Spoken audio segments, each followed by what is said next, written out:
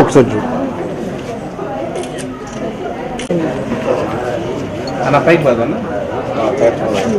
Okay madam.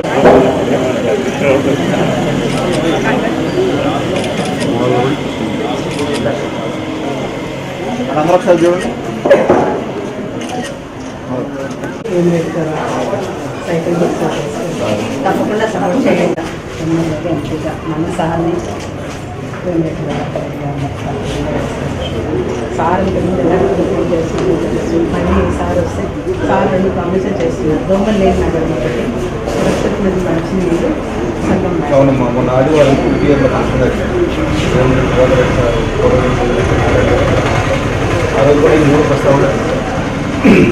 Chandrababu Naidu గారు next మా యువతకి అవసరం.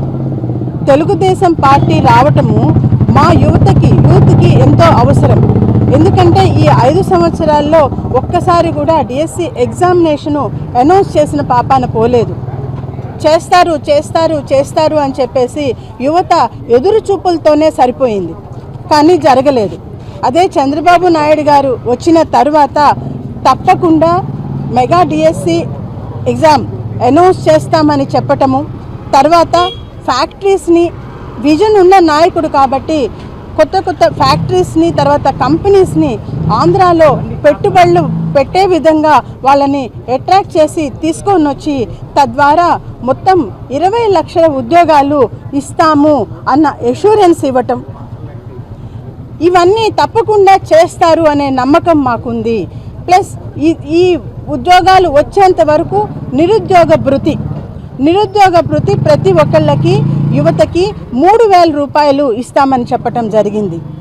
ఉద్యోగ అవకాశాలు ఇప్పుడు చదువుకొని ఖాళీగా ఉన్న పిల్లలకి ఉద్యోగ అవకాశాలు ఇస్తామని ప్రామిస్ చేస్తున్నారు.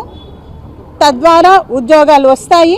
ఆ ఉద్యోగాలు రానంత వరకు నిరుద్యోగ భృతి 3,000 ఇస్తామని చెప్తున్నారు. ఈ రకంగా మాకు ఖచ్చితంగా అభివృద్ధికి కానీ మా పిల్లల భవిష్యత్తుకు కానీ తప్పకుండా తెలుగుదేశమే రావాలి.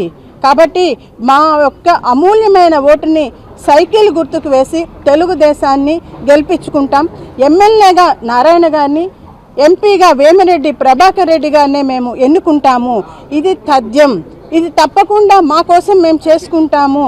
కాబట్టి మీరు ఎటువంటి అనుమానాలు లేకుండా మీరు చక్కగా వెళ్ళిరండి అని చెప్పేసి ప్రతి ఒక్కళ్ళు ఆశీర్వదించి మమ్మల్ని పంపిస్తున్నారు.